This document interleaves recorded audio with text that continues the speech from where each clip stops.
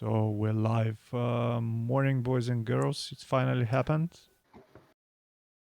It's one of the coaching sessions, the study sessions that I wanted to do. You know, the guy in the lower right corner of the screen. Yeah, Steven needs no introduction, but yeah, give us a smile and tell the people who maybe don't know you. What are you up to? Yeah, so I am Steven. We're streaming at Blind Guy 789 on Twitch. Really glad to be here. Today we're gonna do some ICM coaching, a topic that I haven't studied at least for like 1.5 years.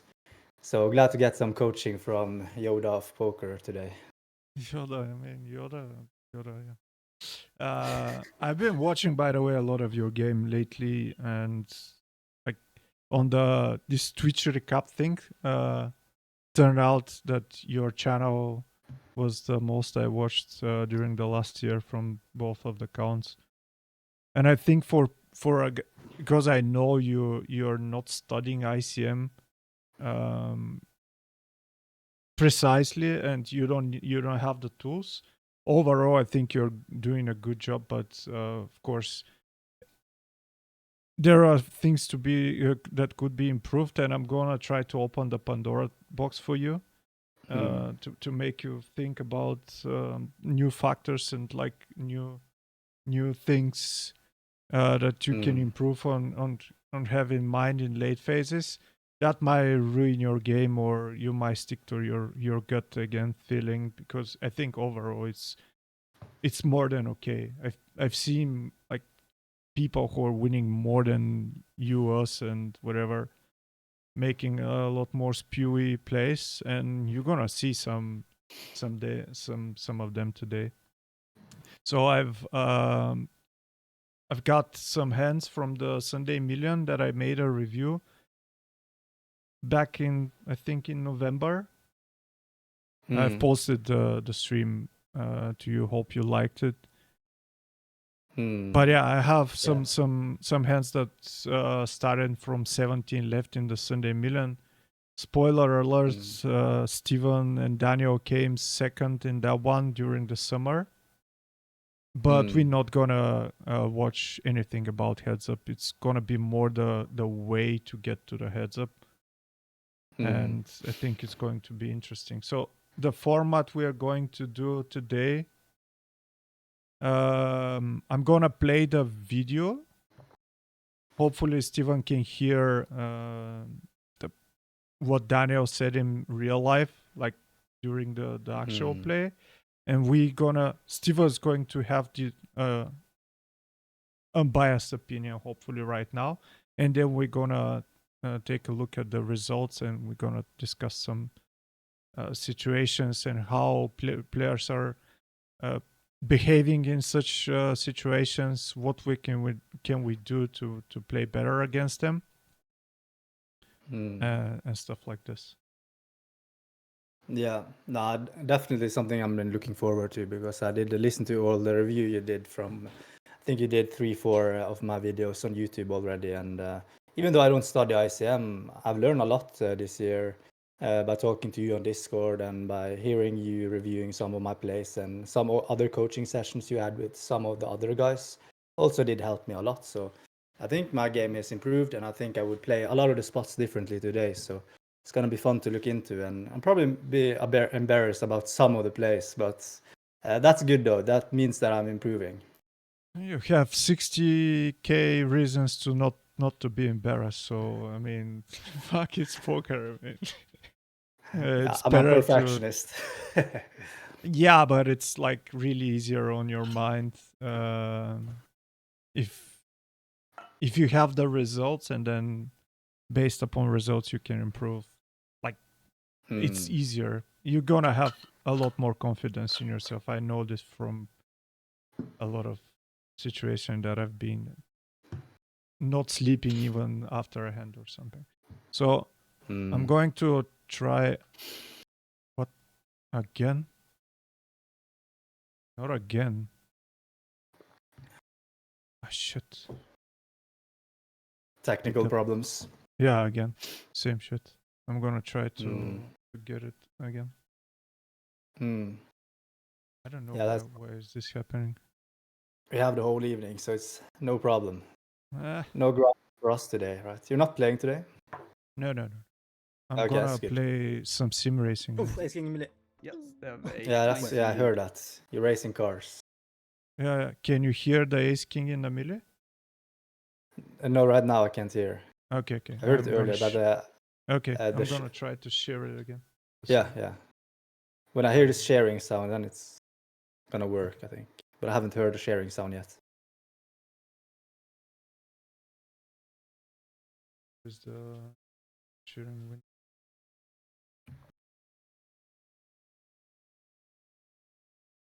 Patience.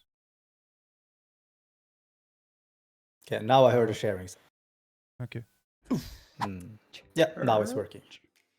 Okay. Yeah, now I heard we have ace king. Yeah. Camera is fine. Okay. Let's start. Maybe I need to load it every time, which is gonna be annoying, but hopefully it's not gonna be like that. Oof, ace king melee. Yes, they have a 19 and 11 cutoff min with 61 blinds. Wait. Actually, he covers you. Did you say it's gonna be interesting for me because maybe you did say wait in the real life, and I thought you said wait now to stop me from saying, okay. Shit. Just look at my face if I'm moving my lips. Okay. Fuck me. 11 cutoff min with 61 blinds. Wait. Actually, he covers you. This Oh, cutoff. wow, Yeah. shit. Ace king bot got off. It's cool. Cool. It's a call, ace king. Yeah. Not only because of the bounties behind, but we don't want to play like a huge spot there with ace king off. We want to be more polarized, I think, when we 3-bet there. Big blind thinking, 11 blinds, 860 liability. He raised to 11, 0.4 blinds behind. Wow, hopefully cut off folds. I'm in the fish ups, I'm gonna cry. If you ever folds. So yeah, cut off faults and we call. That's clear. Hero, hello. Nice to see you, hello. sir. Bigger replayer, okay. So yeah, Milenio had 63 big blinds. He barely covered us with 62 or 64 to 63 big blind, and small blinds are shortest. And you decided not to go with a call there. Yeah, we were first and second out of 17 in the middle here. Yeah. Yeah. So yeah, as I said, I don't want to like 3-bet, and if I face a 4-bet here, it's not a good scenario at all. And I also said like if he would reshove in the cutoff, I would struggle here. I think it's such a good spot for us. Yeah, we still have we have a good future game here in this tournament here. So this is the one player I don't want to go to war with as well. So it was the only good player left in the tournament. Millennial. What is your opinion about him? My opinion. Yeah. I didn't know much about him though. This was first time I actually played against him. So it was based on his shark scope. And of course there was some other sharks, but compared to him, he was like a beast compared to the other guys. If you compare the graphs on shark scope. So no experience, but based on the shark scope, I thought that this is the guy who's also first in chips that I don't want to go to war with. And I think that makes a lot of sense. And also, ace king here as a flat is probably good because 2 shoving stacks behind in a bounty as well. I don't know what you think though. So, without seeing the calculations, I could kind of agree with your statement that first against second against the best player in the tournament, it's not gonna be a need for us to go to war. It's kind of interesting, and it's going to be really depending on the player. The amount of ICM here, it's more than surprising, I guess, for me, what happened after the calculations. But usually I would have, against this player, because I've asked you what is your opinion. Like, I have the advantage, Millennial, to be from my country. And the information that I have on him, hopefully he's gonna watch it someday. This thing. He's, I think, basically more aggro than you. Like, if you consider yourself as an aggro player and like ICM, more I want to win kind of guy, he's going to be playing a lot more confident at this field.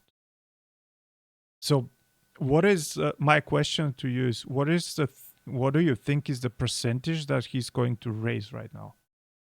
It's Basically, opening range. Yeah, opening range. What would be his bottoms? I mean, it's definitely open like 55% plus, right? A button opening range, or even wider, probably. That's what I think he's going to open for sure. Yeah.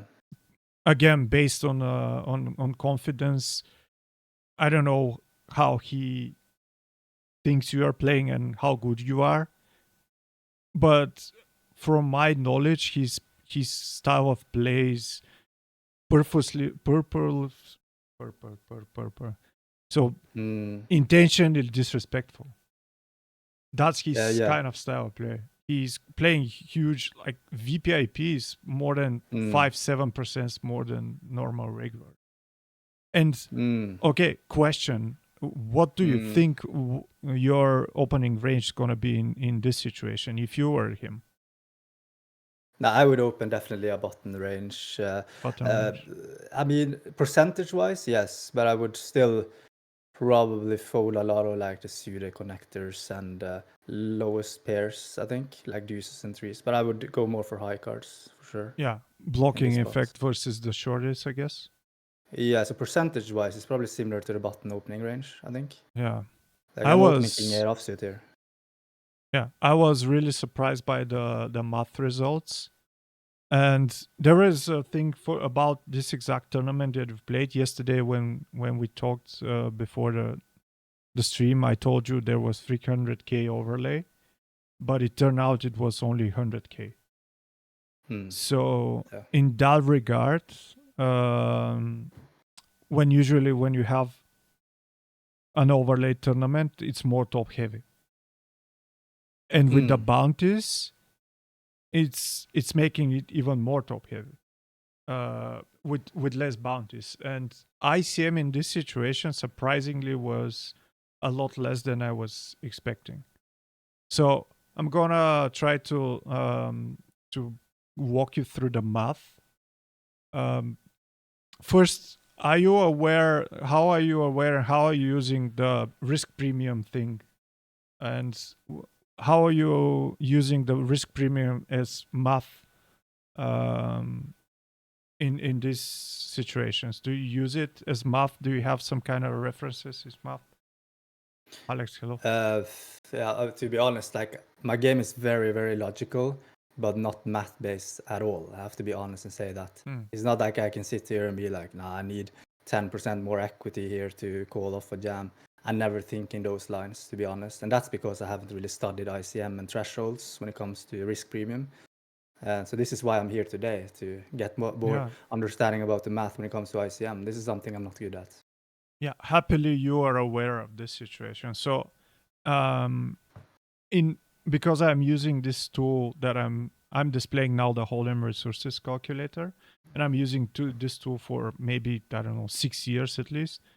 And I'm trying to, when I'm approaching final tables, it's fucking tough because it's not a exact science, but based on previous calculations and sims that I've made in such scenarios, I'm trying to quantify the amount of ICM I have in this situation. And I'm gonna try to explain ICM spots in this way today. So hopefully it's gonna make some sense, and you're gonna find ways to quantify it and try to go in certain lines when you're playing. So now ICM button against cutoff.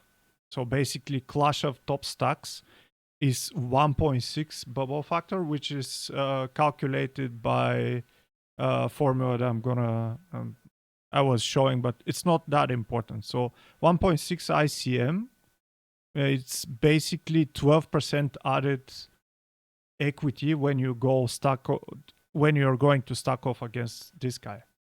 Where do you get the number 1.6? You have it in like all the softwares these days. They have it as a number based by,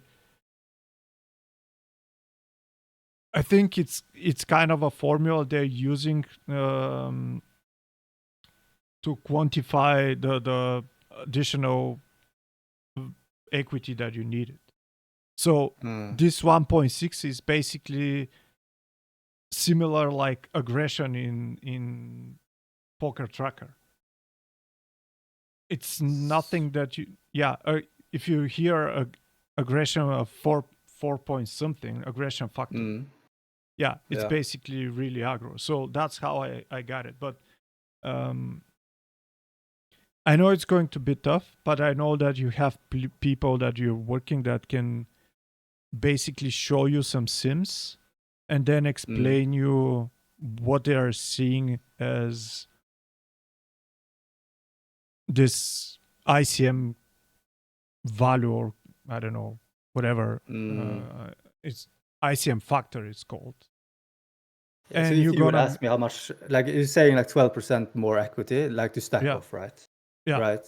And this is a number that I could probably guess this number because it sounds intuitive. But if I'm here in this spot, I want to know like how can you exactly find this 12% when you're in this spot? That's you can't. You can't. You so it's can't. more like guessing. It's guessing based on previous occasions. Like that's why some people in chat were gonna say you spewed there, because I mean they've run some sims and they presume they're correct, but I guess like best way to use this kind of tool is to run all the close spots in this situation. So but what would people say that like I did a mistake by not 3-betting the hand? Yeah, but what about thinking about how good the hand plays as a flat as well? Because we have position with ace king and aggressive player over bluffing on ace high and king high board or queen jack 10 board or something, and we can stack him on other ways than just 3-betting and facing a 4-bet. What do I do then? Because it's not gonna 4-bet all in, it's probably gonna 4-bet small. Do I then flat or do I 5-bet shove? Like this is the question I have. I'm gonna check it out, but I'm gonna say you some additional interesting numbers. So these shorties behind, like for example, big blind has 10 big blinds. He's gonna be one of the shortest stacks in the tournament. So right now, it's gonna be highly likely, in theory, that he should want to try to build up a stack. So basically, if there is no big ICM for you too, there's gonna be no ICM for him only. So in that regard, he can rejump freely if he feels like the millennial guy is going to abuse the situation, and he's not gonna make a mistake. Yeah, which is counterintuitive when you're 17 left in the middle. So do you know Eero or Eero? I don't know how to pronounce his name, but Eero, a guy from Finland that is streaming also? No, I haven't heard of. Yeah, I think he had some really nice opinion in my chat previously, and yeah, I'm gonna shout him out. But he asks, what about right now?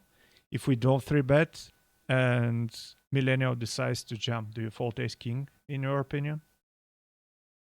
Like there is a raise, you call your 2, big blind shoves 10, and Millennial reshoves. What are we doing? Yeah, this was the thing I were really not hoping to face in game. I think I would. I was thinking call in game because I dominate so many hands and he's the best player left. And if I knock him out, or like he's basically gonna be out Yeah. if I stack him. And I don't think that Millennial is gonna be worried about me at all. A So if lot. he has Yeah. ace queen plus, I guess he has to go with ace jack. Even ace 10 suited is probably just shoving or calling. Yeah. So I think it's such a good spot for me. So I don't think we need that much of a risk premium to. So I would probably call, I think. Yeah, If it's he's shoved. really tough. Yeah, if you ask me before looking at the Sims, I would have folded. I mean, I've already spewed the Sunday Million Day 2 in the semifinal table once. I mean, it's not the first time, but at this situation, I would say, fuck it, I've invested 2 big blinds, whatever. I'm gonna let it go. Yeah. But I guess, I mean, after seeing this, it's gonna be interesting. So, first interesting thing for you, cutoff should open in theory 32% right now, millennial. Yeah, but Which is mind blowing to me. is what the hell is that? Because it's not much ICM, and I'm the bottom Exactly. who's Yeah. not gonna overfold. Yeah, and you're not gonna overfold. And again, big blinds and the small blind, which are 11 big blinds or 19 big blinds, they can reshove profitably without any, regrets of busting out the tournament. That's in theory. So Yeah. if he opens 32, you're basically purely 3-betting ace, king, and kings, 60% queens, and 20% jacks. And you also 3-bet a lot of 8s, 7s, 6s, 5s, like 60%, just because he's gonna fold a lot of overcards. And yeah, you'd 3-bet purely ace 3, ace deuce, ace 5, and ace 7 on, I don't know, 70%. 70% 3-betting ace 9, ace 10. You have a flatting range here, and because of the no bounty, no ICM spot, and it's like really counterintuitive. I would play almost the same as you, maybe even worse, because I would have folded the ace king if he jumps. But it's quite interesting how in this tournament, if it's bounty, so basically if you're in the mini high roller, it's gonna be closer to this strategy in theory. So I haven't prepared. Yeah, you have questions? No, everything sounds pretty intuitive. Besides some of the mid pairs, I would never like 3-bet sixes here. Not my brain doesn't 3-bet sixes here. Yeah, for example, or even eights I wouldn't. But Yeah, suited wheel aces I would 3-bet. Yeah. Sure. So basically, VPIP is going to be 22% right now for you. If he only opens 32, which is for millennial, I think, if you can say a number between 60 and 30, I would say 60 more probably than 30 in this spot for him. But by the way, it's the calculation, bounty calculations. You have bounties. Yeah. I've implemented. everything. Okay. Yeah, I guess the bounties doesn't matter much, right? It's not worth much. That's why. Exactly, because you don't trap much. Yeah. And of course there is the all important factor that you've said, really important, that he cannot jump. Or basically he's not going to jam anything that's gonna deny from your equity. Even king queen suited is 60% 3-bet. King 10, you're 3-betting a lot of king 7, king 6, I guess unblocking the lowest part of his range. So basically against the millennial, I would go even lower, like king 4, king 5, because I'm going to expect for him to open king 8 off and stuff like this. So at this point, involving in the pot is not going to be a big mistake like it would be in a vanilla tournament, which is totally different. I don't have the examples, but I've seen it's like totally different there. You're going to be a lot more careful because incentive here to win is a lot more than vanilla. I've gave up the mentality I play to win tournament. When they ask me in the stream, I can say I'm just playing for the maximum amount of money, and I hope I'm doing the right decisions. So I noticed that you're much better in ICM than me, but my coaches, they are very, very, very aware of something that people are not focusing enough on, and that's the future game on the impact on your decisions when it comes to the future game. And this is why that, okay, let's say I 3-bet him with ace king and he 4-bets. Not sure what to do then, if I should 5-bet all in or whatever. But in this scenario where I flat and then big blind goes all in, and then he goes all in the cutoff, now I can more comfortably dissect his range, because now he's gonna have more hands that I'm gonna do good against, and I'm pretty sure how his range should be. And thinking about his range now, I think I'm gonna get it in really, really good by calling off in this scenario, where it's gonna be all in and reshove from him and can dominate a lot of the hands. So this was what I were thinking, that if this happens, then I hate it, but I probably have to call it off, because the future game in winning then is gonna be so good that I'm just gonna come top 3 in the tournament so often if I can stack him almost. Yeah. This software, by the way, I'm going to try to, again, quantify some things for you that maybe you haven't seen or heard about. This software can calculate the EV decisions in money. When you introduce all the variables, like the bounties, the price pool, every decision can be quantified in money. So basically, if you 3-bet, in theory, against 30% open, which is insanely low, in theory, when you 3-bet, you win $883, whatever that means. And if you flat, in theory, you win 704. That's a huge difference in hold'em resources world. That's a huge difference, and you're basically missing one buy in EV at this point. So I guess the upside of 3-betting and not flatting here is because a guy like Millennial is not gonna fold King 10 suited to 6 big blinds 3-bet. No, he might go to like 14 with that. Don't you think? With King 10, I'm sure he's going to call. Call because it's going to be so mid-range, mid part of his range, or like higher part of his range, and he's gonna 4-bet you with like a lot of hands. Like the ace 3, the ace 4. Yeah. Probably a lot of suited King X, but maybe not the King 10. But he's probably aware like how difficult it is for me facing a 4-bet as well. That he probably thinks that he can overdo it though. Yeah. Okay. So I'm gonna simulate 3-betting, and King 10 is a pure flat, winning $100 by flatting and winning 27 by 4-betting. So his 4-betting range is gonna be King 5, King 6, ace deuce to ace 8. If that makes sense. For sure. Ace 10 off a bit, and ace queen off also, because maybe in some kind of a world you're gonna call him with queen jack suited 4-bet. I've seen this happen, but so he purely calls ace 9 to ace queen, and they're making a lot of money, like 600 for ace queen suited.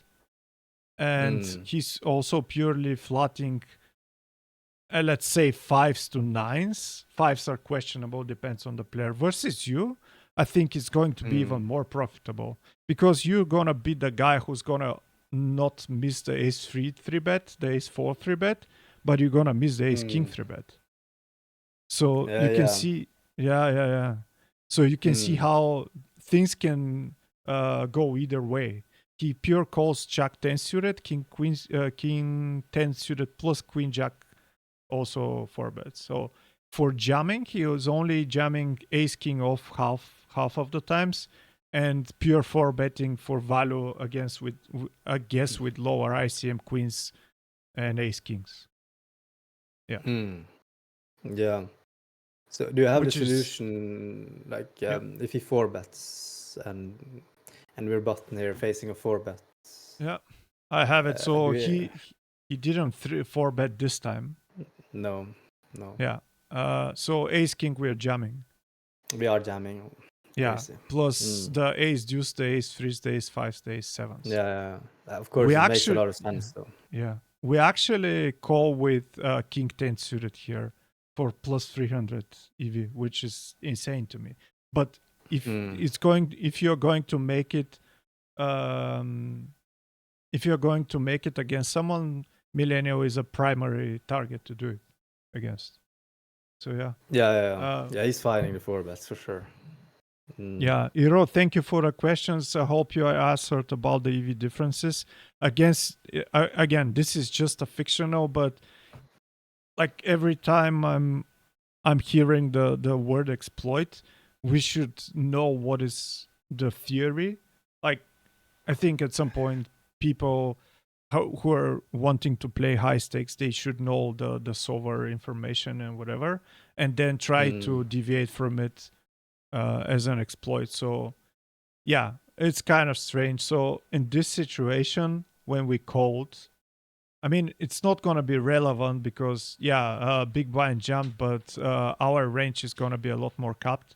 So big blind should jump fives right now.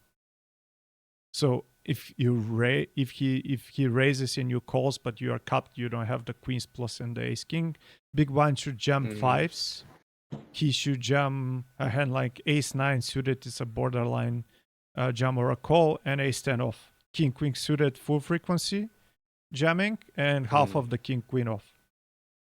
Interesting. Despite he has only 11 big blinds, he should fold a hand like jack 9 off. It's a really borderline, and it's against you is going to be worse because you're gonna have more premium hands like jacks, ace kings, ace queens, and like his EV is going to be a bit lower. So yeah, and that's without ICM almost for him. Yeah. So interesting spot. Gonna start with that kind of spot, and we're going from there. I'm gonna try to jump for in the player. Just a second.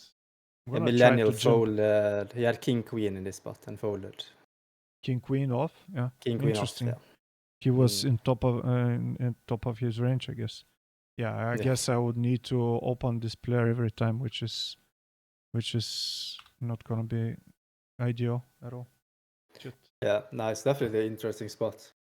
Yeah. But I don't shy away for like 3-betting going to war though.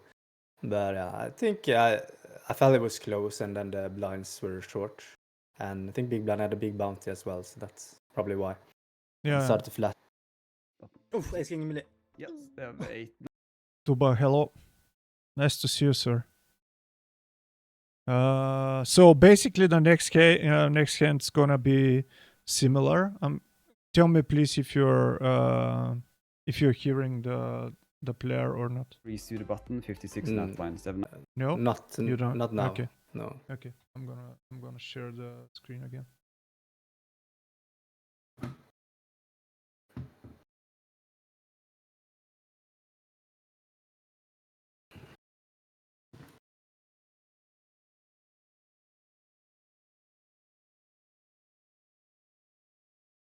Yeah. Yeah. All right. Now I hear it. Trapped in good there. Cool. You have ace 3 suited button, 56 and half blind, 7, 19 and a half, and 25 blinds. Cut off men covering you, Octopus. Go to 6. He raised you 15. Wow, that's crazy. He's a shark. How much do I buy? Octopus, 43. He covers you with 2 blinds. You have 50 blinds with ace 2 suited. Oh shit, I really want to shove. How many left in tournament? 17. 5 seconds. Oh fuck it, I fold. Okay.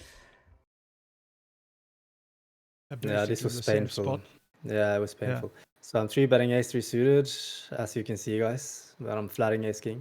But in this spot, I was very disappointed. It was before the break, and I remember being really, really angry at myself in the break because I didn't shove.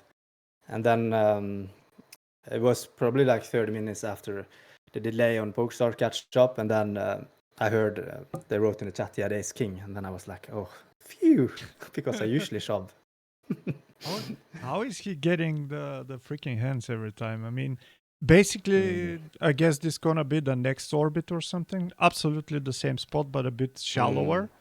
The difference here is that maybe he can rejam 50 easier than the previous spot because we had 65 effective. And so that's gonna be a bit different. But yeah, almost the same concept. I think you're correct on both decisions, and you can like put it in the cooler section if you bust out here, but you're gonna remember if you bust out 17 in the middle like this. Off to hello. Yeah. I also I was so upset, but I also was thinking that it's such a big downside if I bust tournament, as I also said there in the YouTube video. Like looking at the field, it's really soft there, and I had position on him as well. So Yeah, it's a really good spot here. Position on the one guy who's really, really good, and we had exactly the same amount of chips.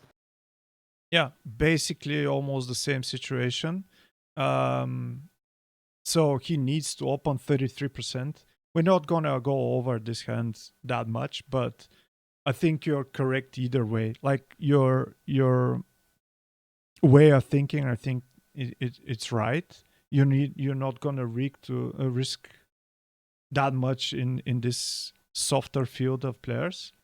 But again, millennials also gonna know this, and he's going to be the guy who thinks that you're not gonna risk against soft players and whatever. So I guess that's why you're gonna try to 3-bet a lot of the value that you have.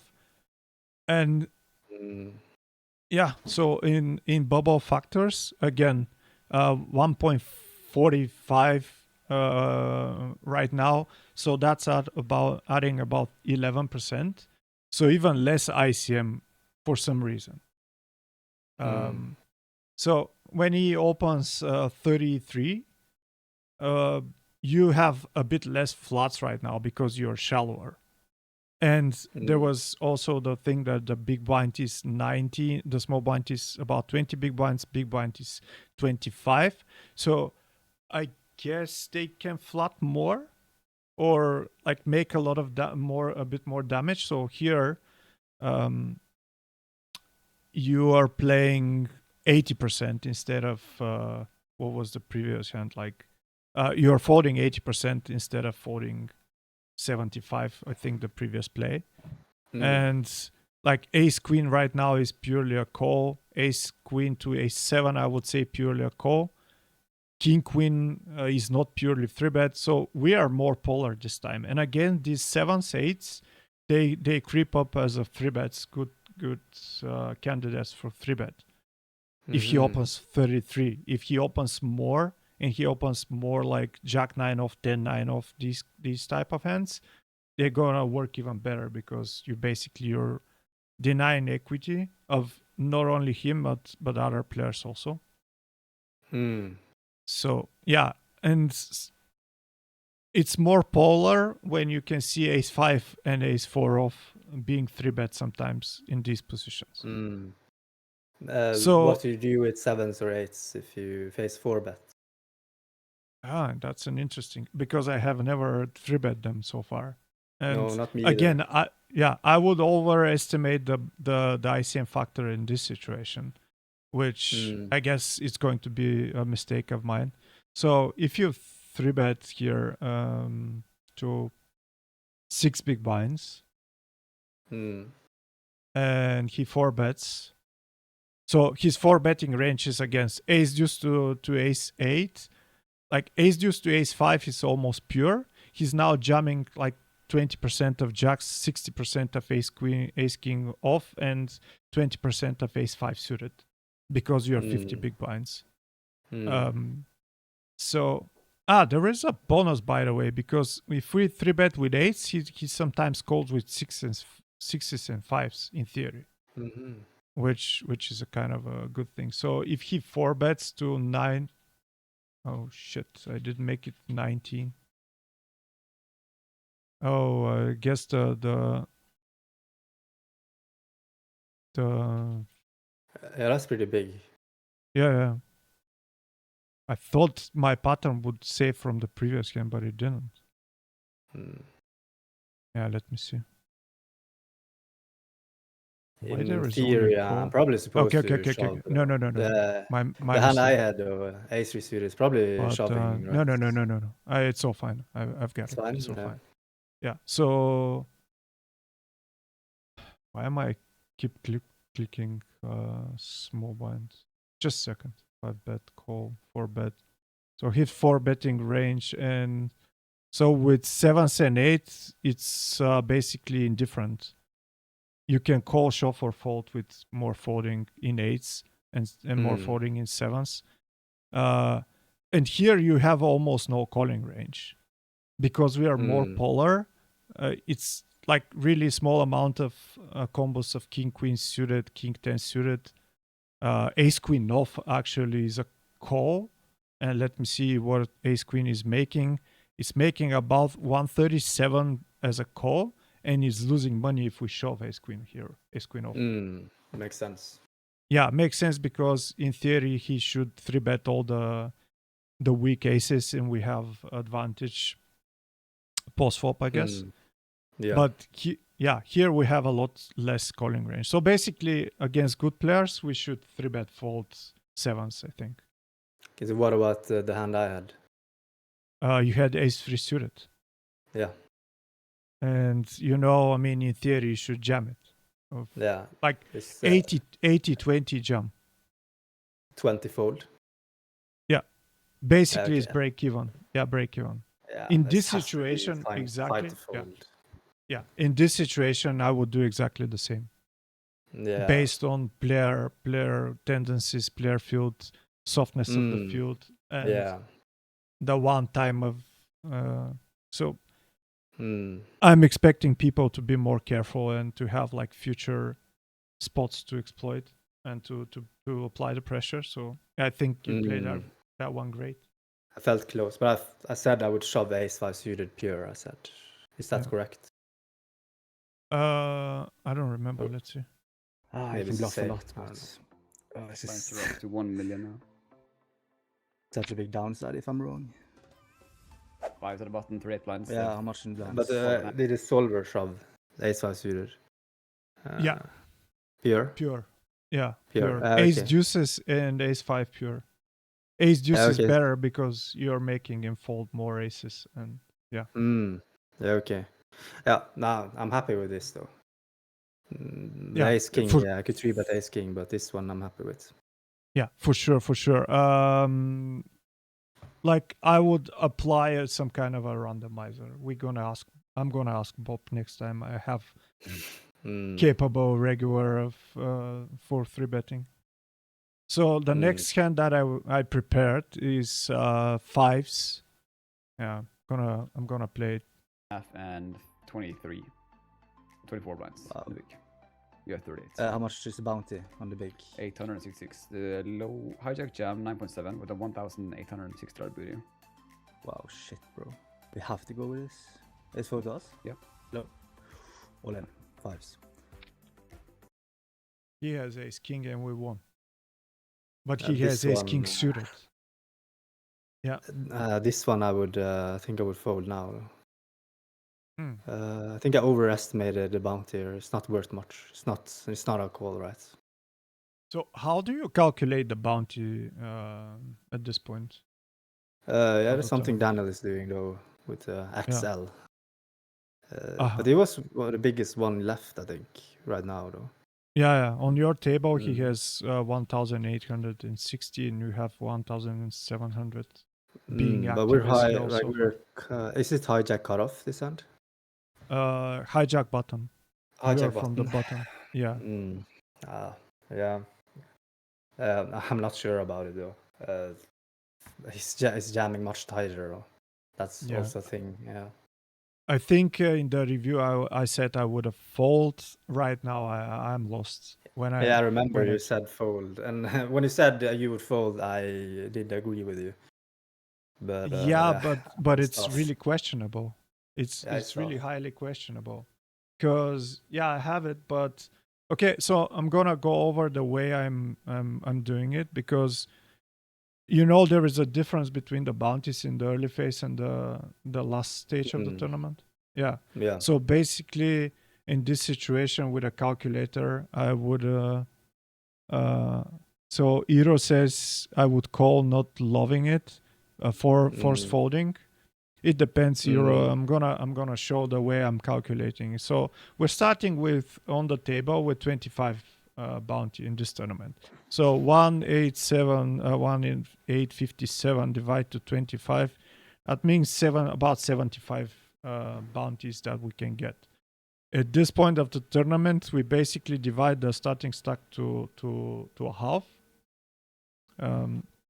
And we get close to 2 million, which at this point is going to be about 1.7, 1.8 big blinds additional. So I'm going to try to explain my way of thinking here and how I'm trying to shortcut during the game, during the live play, and you can decide if you can take some things like for your game or basically for analyzing future spots like this. So right now, I guess we get about 40%. 40. Let me calculate pot odds also, because I'm really bad at math, of course. So we need to call close to 10 big blinds to win 22.5 plus the additional 2 to win 24.5 big blinds. So that's 40%. So basically, if you're using some kind of like the purest pre-flop calculator like Equilab or something, and you have a guy who can make it for you, you search for a hand that has the needed equity. But we have different factors here. First, we are not last in the hand. And we have two players that can affect the play. I mean, they can wake up with a hand. So we need to add additional equity for them. So instead of 40, we should add some kind of a percentage. And again, that's a thing that I've developed through the years with experience. Next one as factor, I would suggest what's going to be the ICM for me. So we have about 40 big blinds. How losing this pot, because obviously we're going to lose it about 60% of the times at least.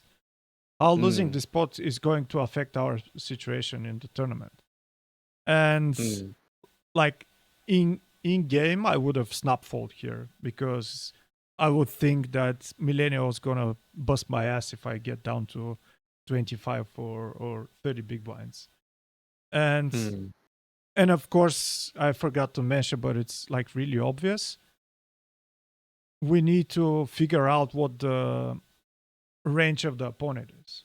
So for the viewers, I'm gonna try to make a quick calculations with one I have, and I'm going to try to explain what I'm doing.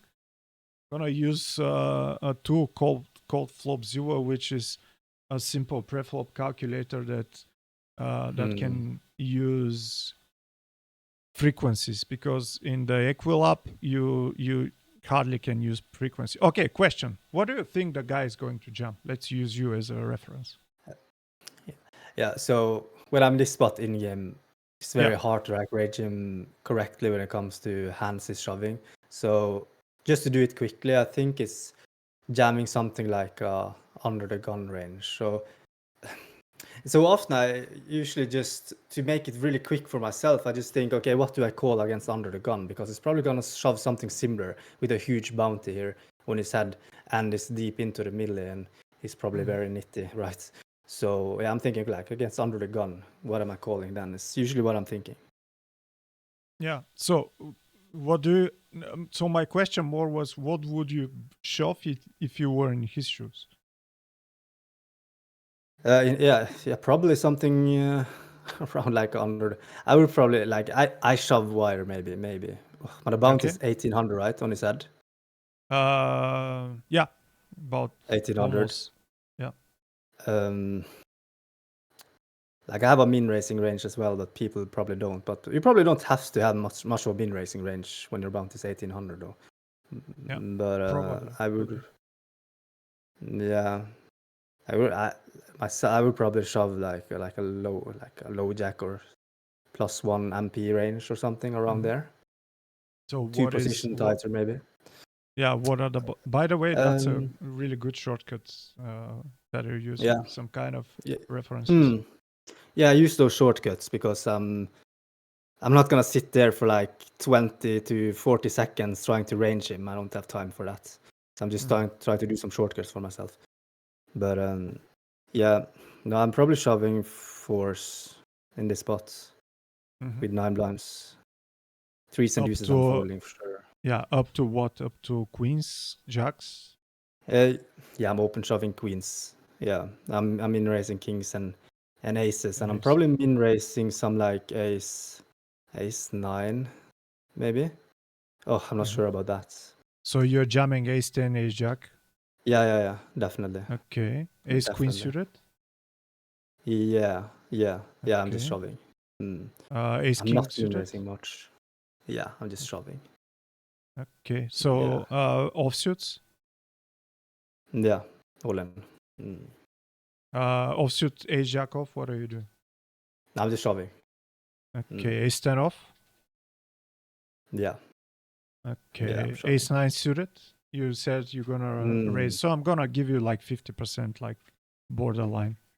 Like What I'm about min raising like if I just min raising kings and aces, that's 12 combos. Then I could just min raise ace 9 offsuit. Then I'm balanced. Yeah. Could. Shove the rest. So what are you doing with hands like king 10, king queen, king jack suited? Suited broadways I would shove with 9 blinds. All of them? All of them. Yeah. So jack 10? Maybe jack 10 is fold. It's fold. Queen 10 maybe. Queen jack suited. Queen jack suited has to be a shove. Yeah, queen jack is for sure a jam. King queen off? Yeah. Okay. But I think people are shoving tighter than this. Yeah, let's see. He was a recreational, I think. Yeah, I think I don't know him, so but his name is Junior, so we don't know. Junior could be, the friendly country from down there in America. So they don't have many recreationals down there. Yeah, but yeah, it's not a regular that we know. So basically, against this range, fives are going to have 44%. Even in this situation, I think with the bounty, we should go with that one, even against this range. Yeah, I know. Yeah, because yeah.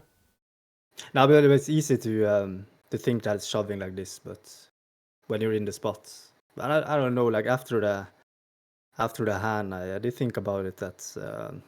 But that's probably because you had ace king suited, though. Then it's easy to question your play, right? If you had like queen jack suited, then you're like, yeah, okay, it's a good play. Fuck it, I'm the best. Yeah, right. Yeah, exactly. So it's really hard to say. Yeah. So in this situation, what is my approach? I'm gonna tell you. I'm basically making about 3 types of ranges, different ranges. So I'm gonna make a wide range as for a crazy guy. I'm gonna make a tighter range, basically what you did, because I think it's kind of tight. He's hijack. Just for people playing behind big blind could call him with worse sometimes. I mean, I don't know, people chasing bounties. It's really questionable. But in these situations with this tool, when I get a perceivable amount of equity that I'm doing, I'm gonna make 3 ranges and I'm gonna see what are basically the bottoms that I need to get. So if we need, I don't know, with ICM about 43, 45%, fives are going to be good. Ace 10 suited is going to be good. King Queen suited makes more than fives, which for me it was counterintuitive, even against this range. So Ace Jack off, King Queen suited 5 plus, Ace 10 suited plus, and that's against this range. If you ask me, I would have jumped more Ace 6 suited. So I'm gonna go over the theory right now. Let me load the hands in a second. And it was again, it was really surprising to me what theory is doing. So basically, he has VPIP of about 18%, which is, I thought people would gonna play a lot tighter than this.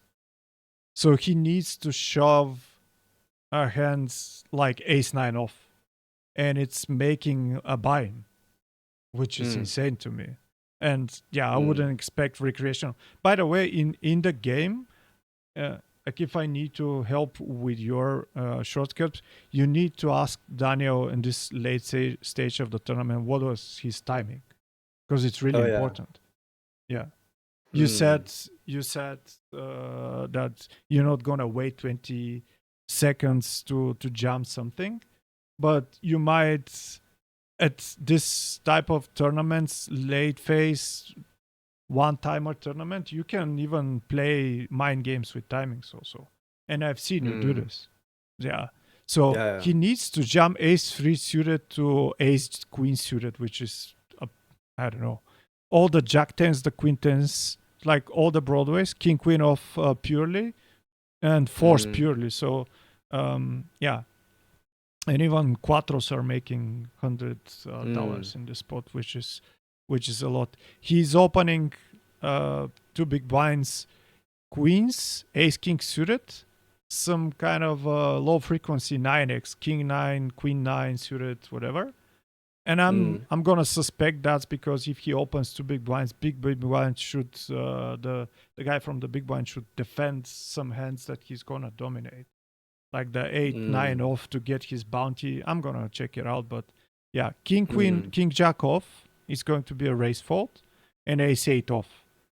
So I think in reality, tighter approach here is going to be better, because people maybe is going to overcall for bounties. Most of them, I mean, not scared old farts like me, they're gonna fold fives from the button. So yeah, I'm gonna check my theory. Yeah, if he opens this king queens plus ace 10, some kind of a ace deuce, ace 3, ace 8 off, and king jack off, big blind should defend 42% with a call, which, I mean, it's not gonna happen. Like 6-3 suited pure call for about $200, which I don't think is going to happen.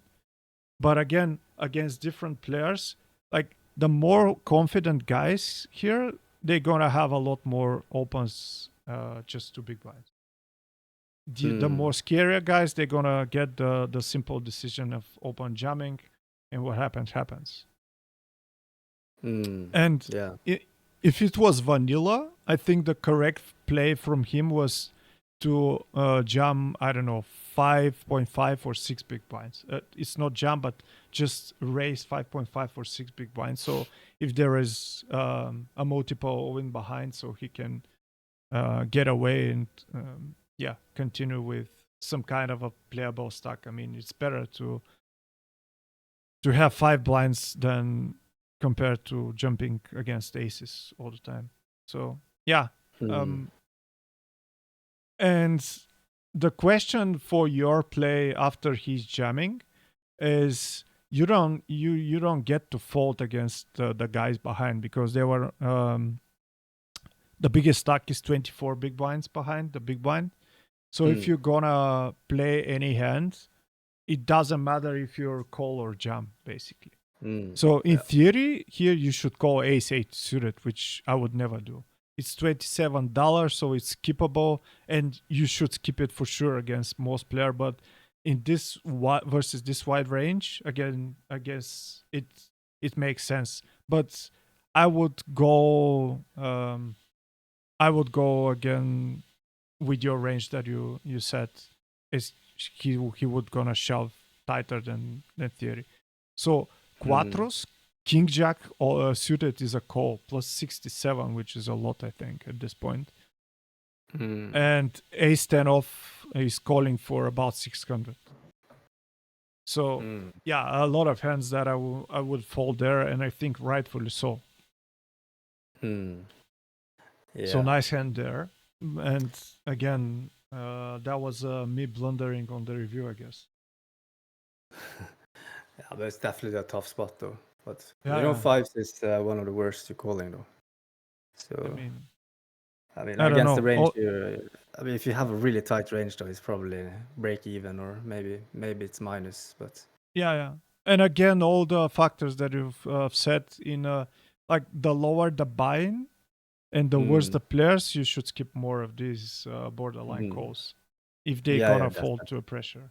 But since you started to play higher and with a lot of regulars and with your I don't know, image lately, basically more people are aware of your playing style. I guess these kind of borderline calls gonna be more more callable, I guess. Yeah, more correct. Yeah, they are definitely in the 1K. This is mandatory, but a recreational deep in the milli, of course, it's not gonna shove as wide as it should.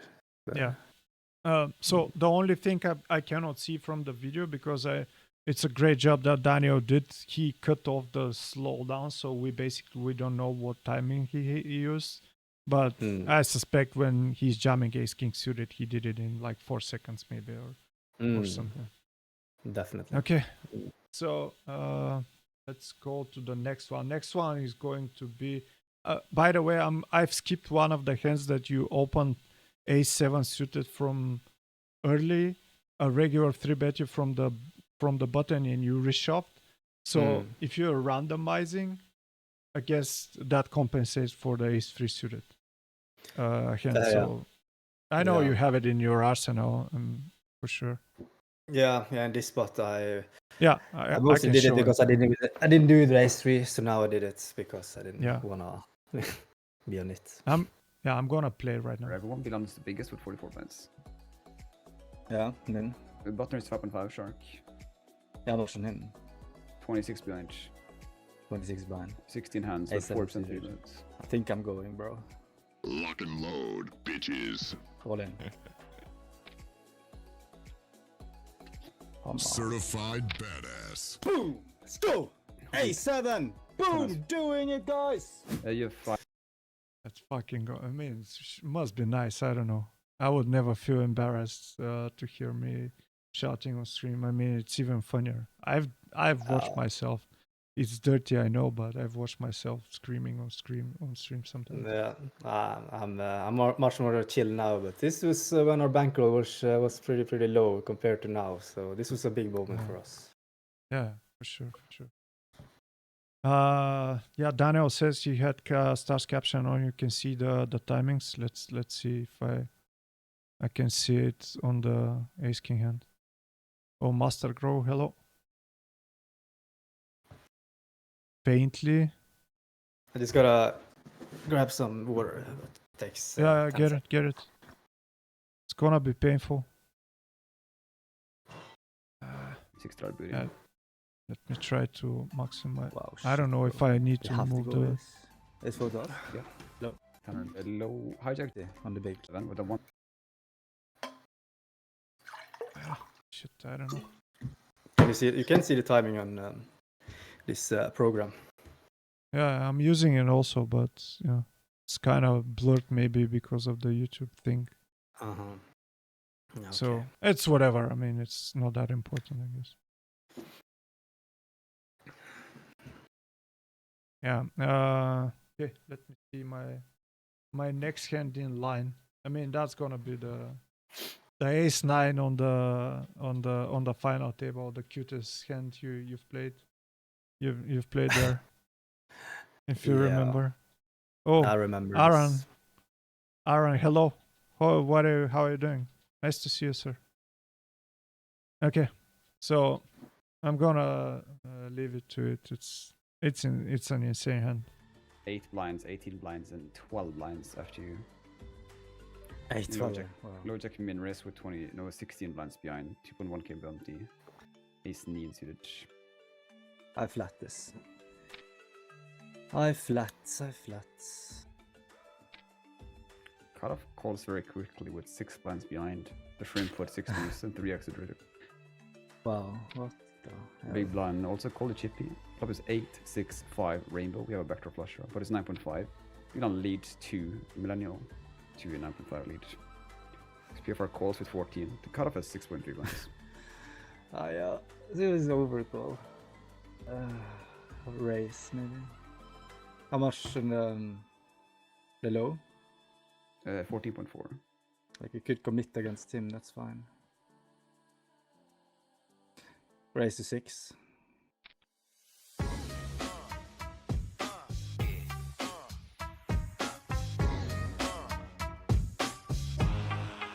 Take it down. I guess Daniel told you what happened, right? Yeah, he folded 10s there. It's And, insane. the flop was 8-7-5. 8-6-5 rainbow. 8-6-5. Big blind leads millennial. Yeah. Yeah, mean, I know that in theory I should never have this as a flat. I know that though. Yeah. Guess you went through it, but at this time I did know that I should have these like hands as a 3-bet or just fold. But my strengths has always been post flop, and I know how hard it is for a low jack to play against me when I flat there. And these are like my favorite spots to bluff in poker, when they have a much wider range than my range in position. And I know then when the flop came 8-6-5 that from his perspective, it's very hard to bluff. I could have all the sets, even though maybe I shouldn't, but I did flat there and I shouldn't really have many flats. But from his perspective, he might think that I have a set, or he might think that I have aces, or kings that I could slow play sometimes. And thinking about my range, I think ace-9 suited is one of the very, very few bluffs I can have there. Yeah, for sure. If you have bluffs, I guess that's gonna be it. Now, you already said that we don't have calling range, and that's why I've calculated this. And you and our Mr. Baron in chat, you're thinking the same way. You don't have any other bluffs, so you basically pull the trigger. Millennial called King 9 off from the big blind, which I don't know if it's good or not for you. Do you think it's good or not for you? I mean, I did dominate him, so it's good for my hand, but for your range? My flatting range is gonna dominate him a lot, though. So it's not good for him. He should fold pre-flop. I'm kind of okay. Question: do you have a situation with one pair type? Okay, I'm gonna try to describe you the table because it's important. So, UTG, it's 8 left. So UTG has 20 big blinds. +1 has 12 big blinds. The guy who opens has what is this? 16 big blinds. The guy behind you has only 6 big blinds, and you have only 17 and 11. Yeah. I mean, both me and the low jack, we were so tight here. And I know even the solvers they hate King 9 as a defend after an open and a call. Yeah. And this is open and 2 calls, 3 really, really tight ranges. So King 9 performs really, really bad. I would rather have 5 for offsuit. Like King High flop is not good for him. 9-5 flop, 9 high or King High flop is really bad for him. Probably. Question I'm going to ask you. Yeah, question is I'm going to ask you. Do you have a one pair type of hand that you're ready to go a war against Millennial? Aces. Aces? Yeah, I give flat aces here. If you have aces in a 6-5-8, I don't know. I mean. Oh yeah, post flop you mean? Yeah, post flop. Oh, post flop. we're talking pre-flop. Yeah, post-flop, yeah, what do I do with Me- aces? I probably just call. I'm sorry. I might be I'm driven you to a like dead end here. I'm speaking in general. Whatever board it is, do you have a one pair type of hand that you're ready to bust out here? Or put Okay, your yeah, life on the line? I see where you're going. Yeah. Yeah, you're thinking that he shouldn't fold king nine. He should just flat a fuck ton of hands because even if I have aces, no matter what the board is, I am not gonna be comfortable stacking off. Yeah. Yeah, I Basically, get it. that's what ICM is going to be, and again, that's going to be the guy who knows it. If there was some kind of a different player as a chip leader, like a total recreational, you might get away with a play like this. So in this spot, I suspect he can just jam Jack 10 suited and call it a day, basically, or something like this. I'm not gonna be surprised if he does it. And if you flat ace queen, you should fold, I guess. I don't know. It's for me, that's like huge ICM. And I'm gonna try to load the hand, and I'm gonna go through the theory, and we will gonna comment after that one. So ace nine suited. Yeah, I think that's in theory wise that was the worst hand that you've played. I was watching on the video. So I'm gonna go. Is the worst. Yeah, I think pre-flop. post-flop is fine though. It's basically brilliant if you made the tens folding. I mean, I don't know, but I don't know. I think I would fold tens myself. There is such a tough spot. yeah. But you need to have a lot of trust in the guy that he can fold tens, and like, for example, can he have like aces, kings? What he's doing? I guess he's gonna fold them also. So yeah, I mean, think the idea if of flatting. Yeah.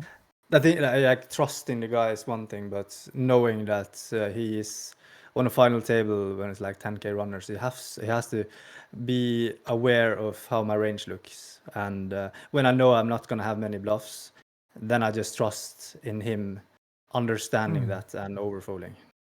Yeah. So Aaron says, I think the idea of flatting king nine and the big blind can be super profitable given king queen suited, and he's willing to blast against the other players. I think the millennial is gonna be the guy who is gonna play as free as possible with no pressure. Like, I think he's in his mind, if he loses 20 big blinds, that's gonna be like normal thing for him to do, and that's chaos. Okay, chaos knockouts. Yeah, and he also proves that his flat is better by leading on 8-6-5, because if he's not leading king nine, then it's more unprofitable to flat this hand. I think he understands how much pressure he can put post flop, and then he leads, and then the flat becomes better. Yeah, I think Aaron also has a point. So I'm gonna talk over the raise first percentages, the raise first frequencies of all players in theory. So UTG with 20 big blinds should play 11%. With 19 big blinds should play 11%, no jamming. So he should fold ace-6 here, ace-10 off, 6s, 7s, whatever he should fold. The guy behind from early position with 11 big blinds, he basically cannot shove ace-jack off right now. It's kind of borderline. Min raise folding. And yeah, because too many tables. Yeah, good luck, sir. There's gonna be a video on YouTube, so you can rewatch it. So basically, the problem in this hand with all the people opening is they know they're gonna play Millennial in the big blind. He's not folding anything. And in theory, he should not fold basically anything to a raise from a guy who dominates you. Who he dominates, sorry. So the guy from MP who opens, he should play 10%, 10 point or 11% with almost no jamming. Ace king off, ace queen off, half of the frequencies jamming with some 10s and king jack suited, and king queen suited. That's about it. Some kind of a ace jack suited. So basically, all the things that can get called for sure for value from the big blind. And his range is gonna be ace sevens, ace five suited, ace seven, ace jack off, and broadways. So 11%. You can smell like ace nine is not gonna be good even for a call against this range. That was my point when we were talking, because you almost don't have hands that you dominate. You would wish to have calling range, at least with a hand that can dominate a decent part of his range. And I don't think it's going to be the spot. And again, all recreationals, it's up for you to decide if they're gonna play loose or tight. What do you think? Tight. Yeah. So far, decisions that we made was we fold ace three. We don't gonna jam it because people are gonna bend against pressure. And yeah, right now, basically, getting the ace nine decision to call is going to be, yeah, they are playing loose all of a sudden.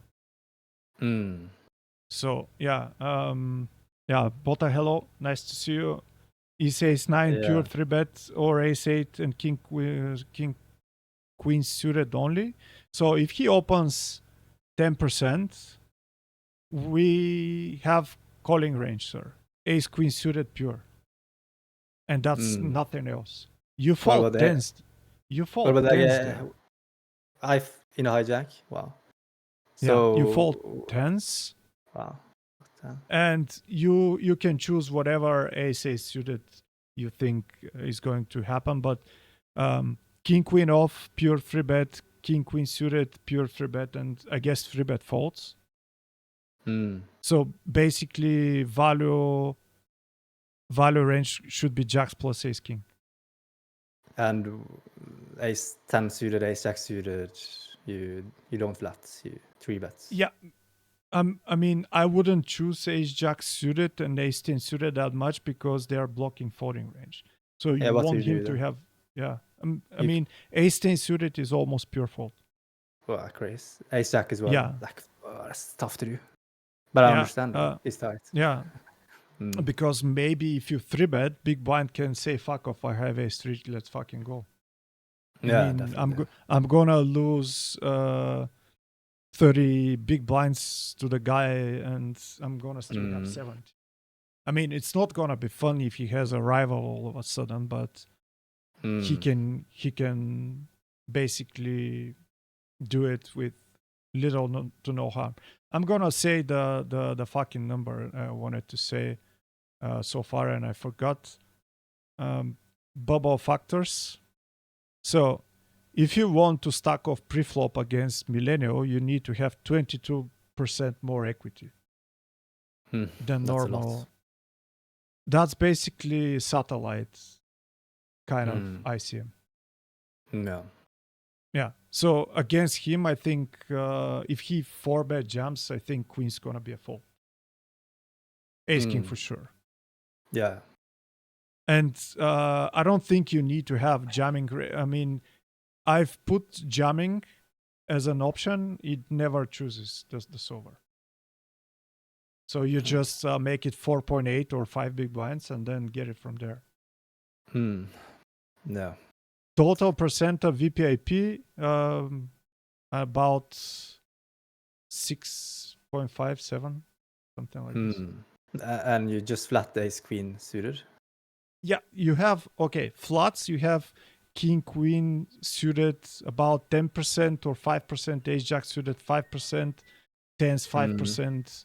And I guess this could be down to mathematical mistakes of the calculator because I didn't have the time to make it really precise. But basically, you need blockers here. So that's what I said when like half an hour ago, I told you I'm playing for as much money as possible, not for the win. Because here, you should wait for people to make mistakes. And exploitatively, if you have the guy behind who called 2 big blinds with 8 stack and then folds, I mean, What he's did he gonna. have? I, What was his I, hand? I don't know. What? Uh, Yeah, well, yeah, that's let me such a check. strange, what a strange flat from him. He was also a Bulgarian. I think he was sometimes in my chat. Yeah, let's see, Ace 9. Let me check. Ace Jakov. What the fuck? So, I mean, this guy unintentionally, he's going to spew his stack over. Moreover, I mean, sorry Valka if you're in the chat, but I mean, you've made a like $1,000 mistake at least. Maybe I mean, I more. did a mistake myself. I flat ace not suited, so Yeah. I mean, Okay. we're all doing mistakes. Let me get you with the number. With that call, in theory, you lost $700 just by pressing call there. No, I'm Yeah. sorry, $100. Okay, it's better. Yeah. In game, I jamming was thinking his- that fucking I have tight flatting range here. I'm gonna over bluff post flop and get him. Yeah. But So yeah, I understand. so basically, what I'm using in a vanilla tournament, and that's why I'm trying to assume always what's gonna be the ICM in a certain situation. So my rule about calling or no calling, basically, I mean, you have more success than me, so you can still make some plays here and there when you decide. But my shortcut is if there is a huge ICM and I have under 25 big blinds, I don't have a calling range. Because based on ICM, if I play against a regular, he should also know that if I 3-bet, he should not have calling range against my 3-bet. So basically high polar strategy and trying to get 3 or 4 big blinds here is going to be a huge difference just by flatting. And it a lot depends on the players behind.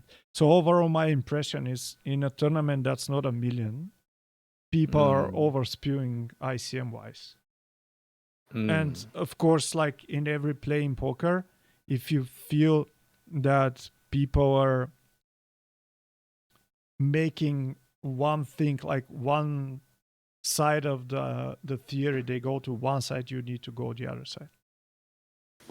So if they spew in ICM, you're getting tighter, and that's why you win.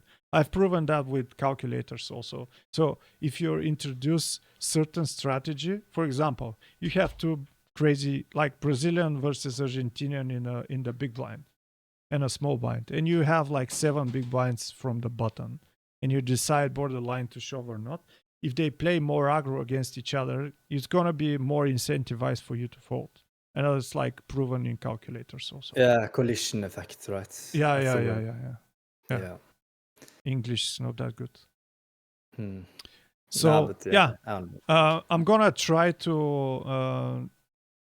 I mean, you don't have calling range, but I'm gonna try to make it to see if this king 9 off is still a call or not. So you have 2% call, and yeah, I mean it's not gonna be possible. Like, okay, let's against both of you, he should still play close to 33% or something. I mean, it should be calculated more, but he should play with jumps a lot.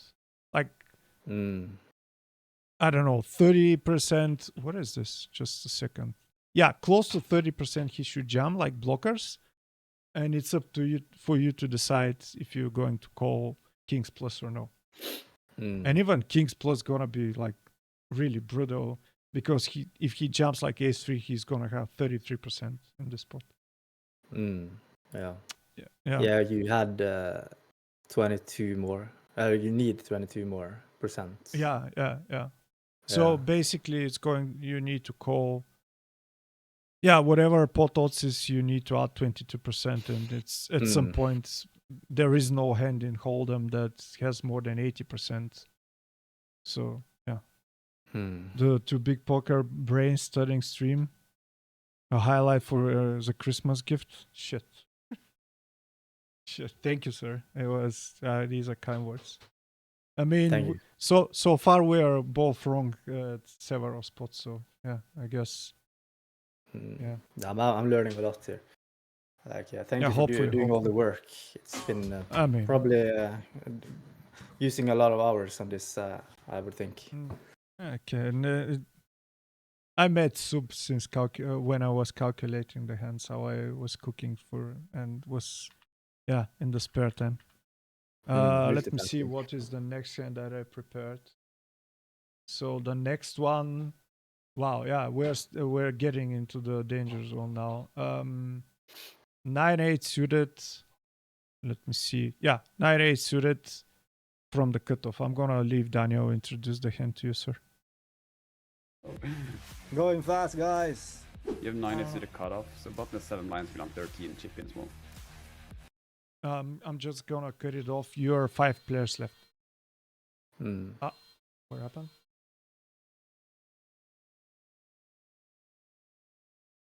Okay.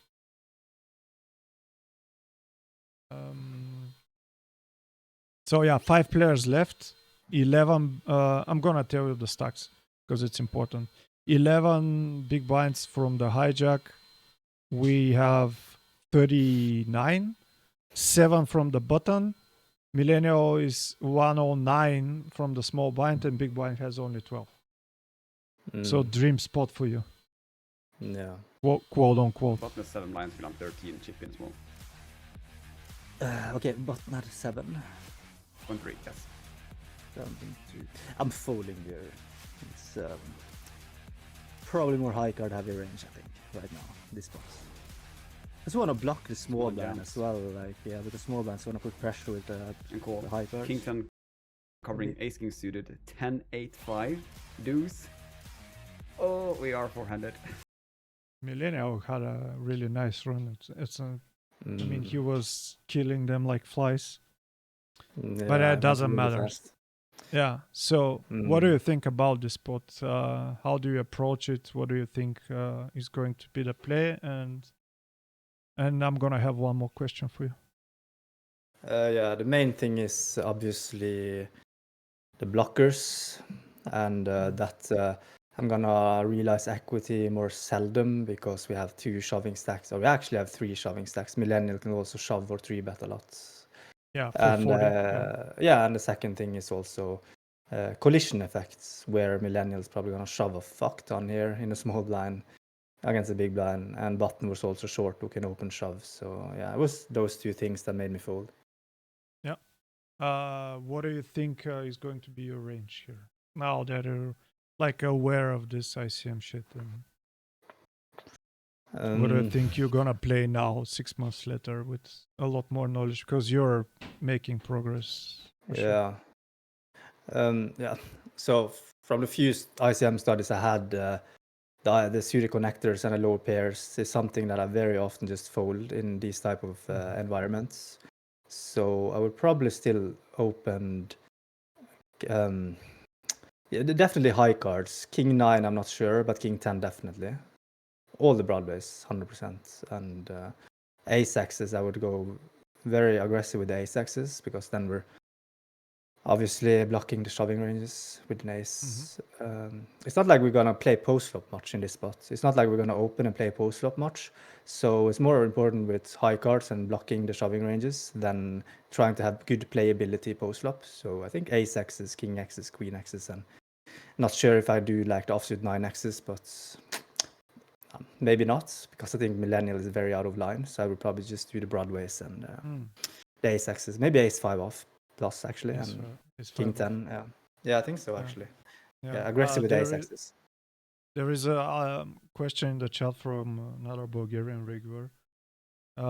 You're the guy who is implementing pre-flop limping. Do you think it's a good pre-flop limp strategy? I remember like I limped a lot last year, Yeah. and Dominic Nitsch said to me that you don't limp on final tables, so then I just stopped. So I never do that. I think it's correct, but I haven't run the calculation with limping strategy. I'm gonna do it because it's not gonna be that complicated. But I'm gonna first. I did a calculation with just an opening range mean, with just big blind. So just a second. Where is my? Okay. So the hijack with 11 big blinds gonna have similar strategy again. He should raise a lot of hands and jam only the hands that he can go cold by a lot worse.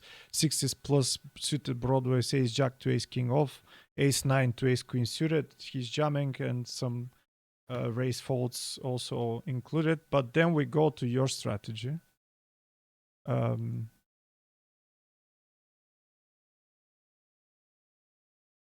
It's painful. So I'm gonna start with the bubble factor. 27 more percent you need if you're gonna stack off against Millennial, which is basically satellite kind of thing. And you know, in satellites we fold kings and aces really often when we're qualified. So basically, you need this. We really need this collusion effect. So our range in theory with a raise, ace 4 suited plus, king 5 suited plus, That is tight. purely tens plus, and 9s 8s you fold like 70% of the times, and you're splitting folding and raising with ace queen off. I don't know why, because what the fuck? You fold ace queen? No way, bro. yeah. I mean, yeah, I don't know why it's this, but yeah, I guess king queen off is better to open for some reason. But the main thing, we were playing 10% here. That's insane. That's fucking insane. Then I really feel like a fish opening ace 5 here. Yeah, yeah. I mean, yeah. So I saw your face expression when you folded 9 ace suited. There was a bit of pain there folding that beautiful hand, but I mean, in this fucking spot, it's insane. So now I'm going to load a strategy when I force the program to put open shove in your strategy, and now with 40, now we can play ace queen by shoving. What the fuck? So yeah, we open a bit like VPIP raised. I don't know. I mean, it's 11%, 11.5. But we open jam ace queen off, king queen suited, queens and jacks, and we basically raise fold tens. Open jamming ace 5 suited 70%. So basically, we're trying to put the pressure on Millennial and make him fold better hands sometimes. So if we just open, I'm gonna try to set the example. Yeah. This is a lovely strategy, though. Just open shoving here. I mean, what if someone? I mean, the beauty of is it can get really ugly if someone doesn't know what you're doing and basically call you, like Millennial, for example, call you. Okay, he never have aces. Call sevens. Let's fucking go. It's gonna be horrible for you. So, yeah. So if you open 2 big blinds, he basically shoving or free betting every ace or every king. He's shoving hands like 5 deuce 6 deuce 4 deuce 5 3. So all the 2 and 3 gappers between 9x, basically on blockers.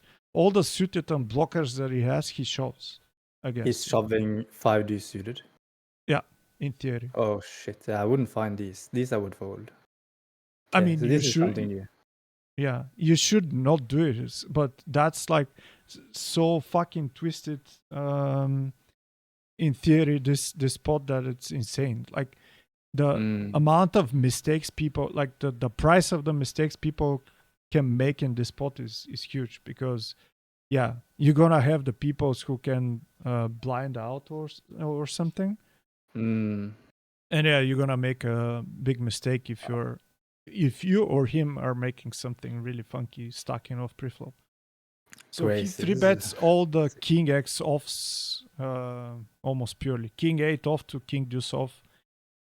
he's free betting non-all-in to. I've put 8 big blinds to get a perfect amount of pressure. Yeah, queen deuce to queen 5 could be a good examples. I don't know. It's insane. He purely calls jacks though, because there is no sense of him shoving jacks. He can just make you fold king 8 or something. King 8 suited. Yeah. Nikos, hello. Nice to see you, sir.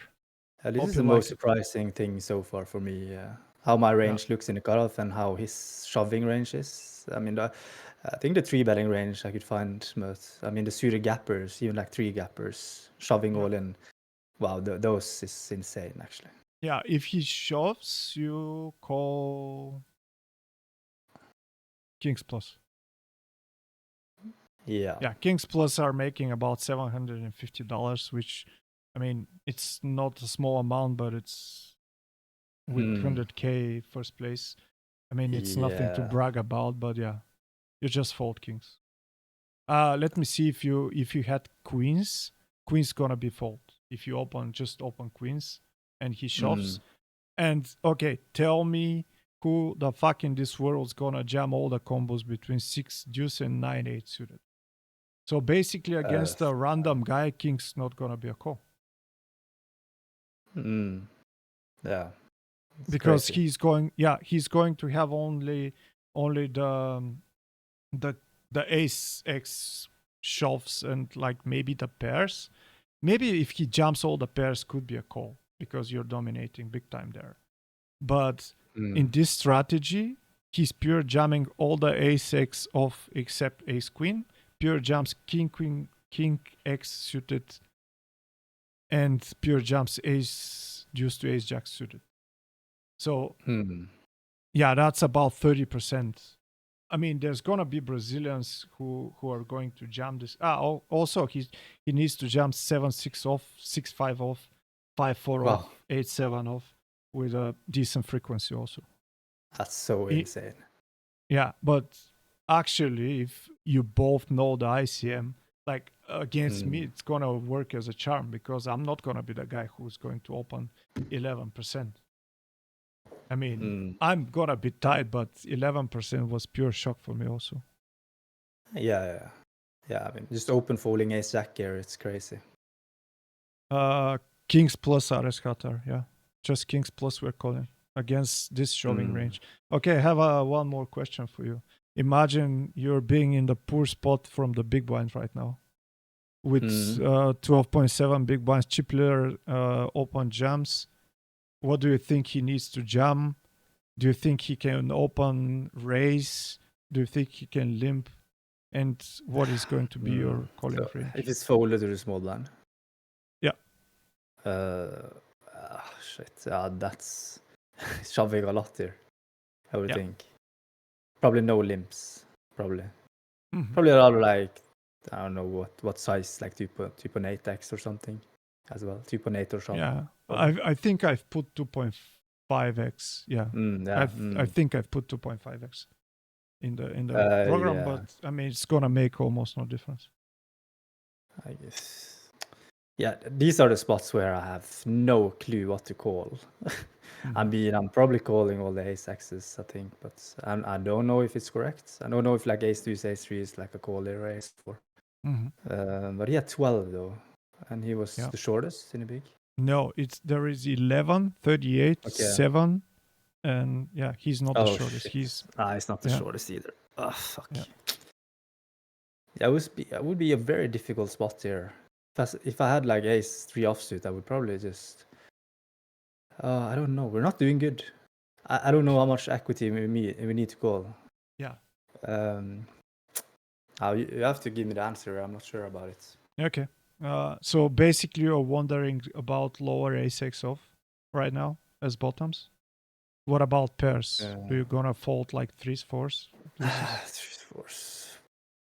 I would fold deuces, call 3s, 4s. Okay. 4s, yeah. Okay, so I'm revealing to the audience the strategy. So he has no limping range, of course. I'm gonna tell you the ICM so you can try to recreate the things in your mind. So bubble factor for the big blind against small. Fucking insane.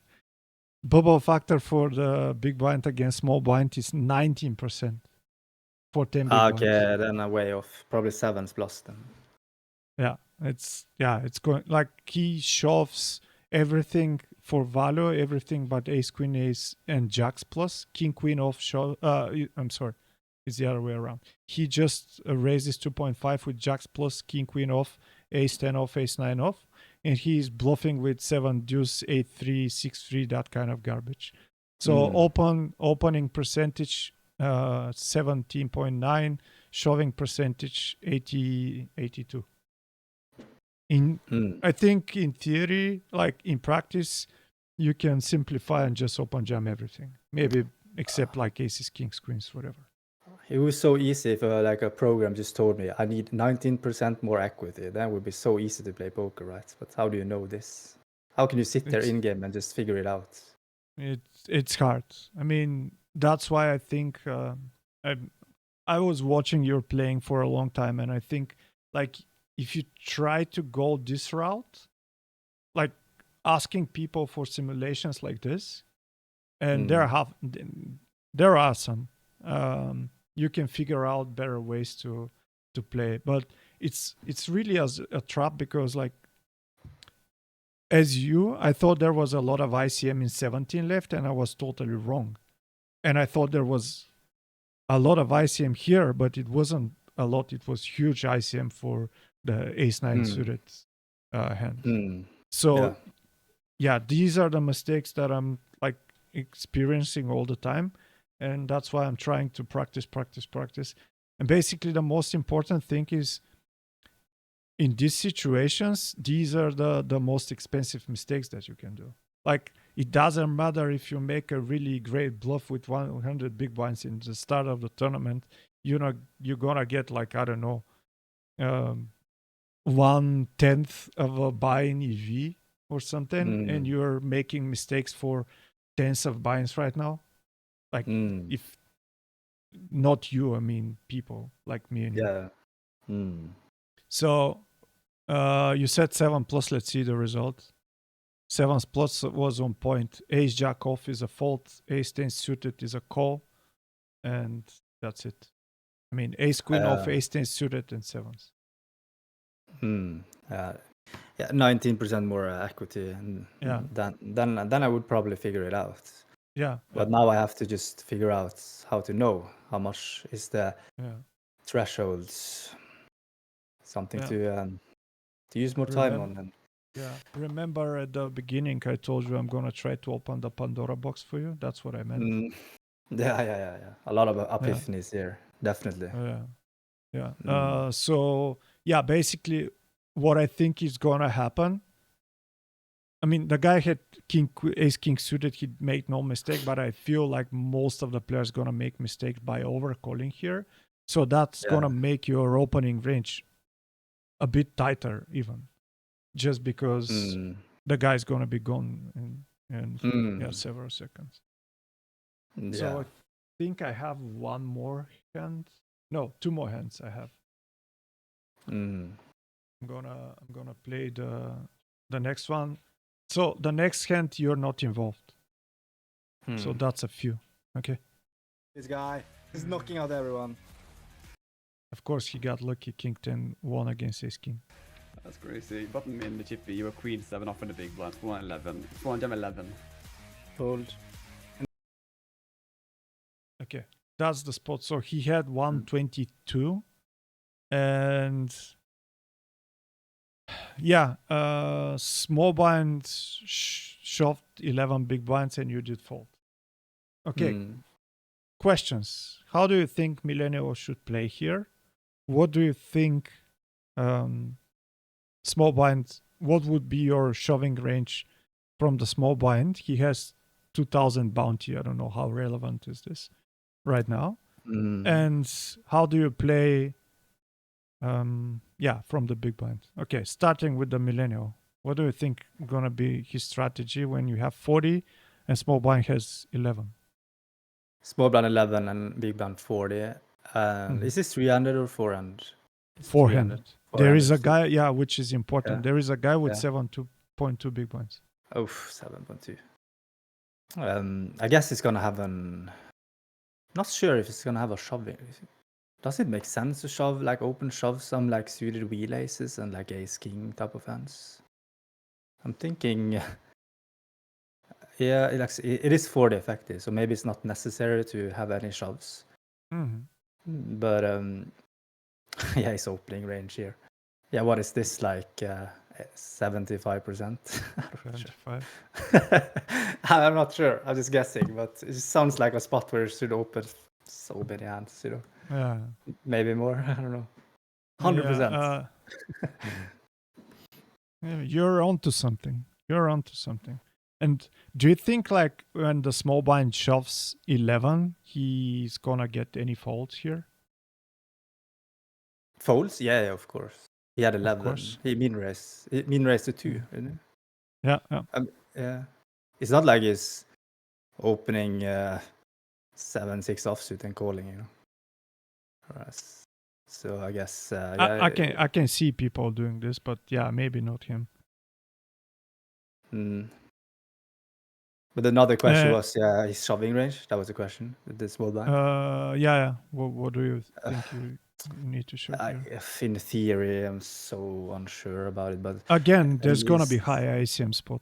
I mean, Yeah, there is a guy with 7 big blinds, so Yeah, it is a guy with 7, but it's also a spot where it's opening wide on the button, and the suited aces is probably all in there, I would think, and the pocket pairs sounds like he wants shove pretty aggressive though. I think he's folding a lot on the button still because he has a lot of trash, king deuce off shit. So I'm probably shoving more aggressive than I should, but I would be like, millennial opens, okay, I'm shoving deuces here. I would do that, you know, and the Broadway, suited Broadways and deuces you're jamming. 9. Against millennial. Yeah. I just think we have so much fold equity though. You're But, bluffing range yeah. here with deuces. Yeah, we can flip, bro, if it goes. But I do think that it's not like I am too aggressive here because I don't believe this millennial when he opens the button there, and I think I'm just gonna get a lot of folds. But I think that maybe like 5s could be in there though. But yeah, I'm just guessing. I have no idea. Yeah, it's a guess game. I mean, it's again really twisted. In theory, it's a really twisted strategy. So I think I even surprised Botta, which I'm proud of. He's one of the top guys who was calculating hands. Ace, he says 8 ace 8 off bottom, queen jack suited, king 10 off, force plus, ace 3, ace 4 plus.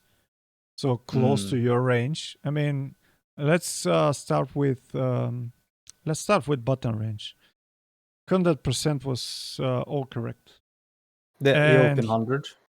Yeah, he can jump. He can jump 72% with 40 effective. What the fuck, bro? I mean, he Just said you said lines.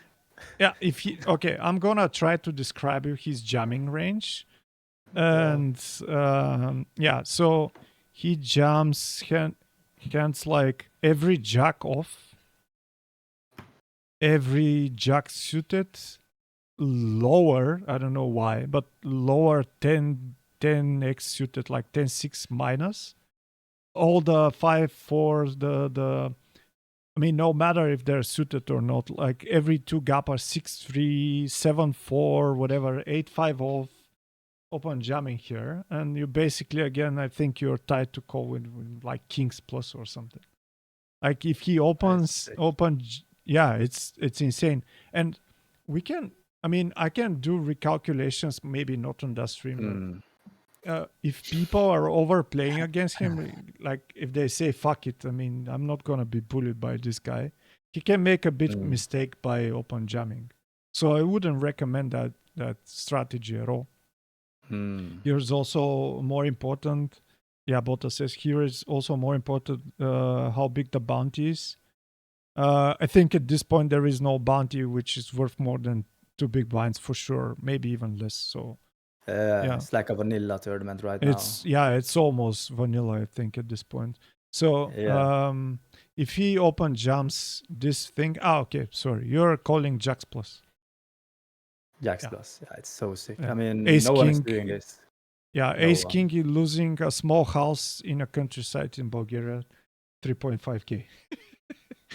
I mean,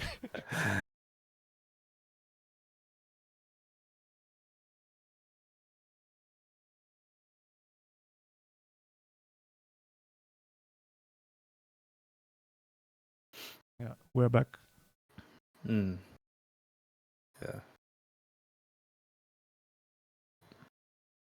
Hopefully we're back. The guys need to refresh. So yeah, I wouldn't recommend that strategy playing, especially with a guy who are like preaching the strategy. ICM is for poor people. I mean, it could be a big mistake, but yeah, I think opening 100% could be a thing here. So Mm. against his opening range, okay, that's another fun one.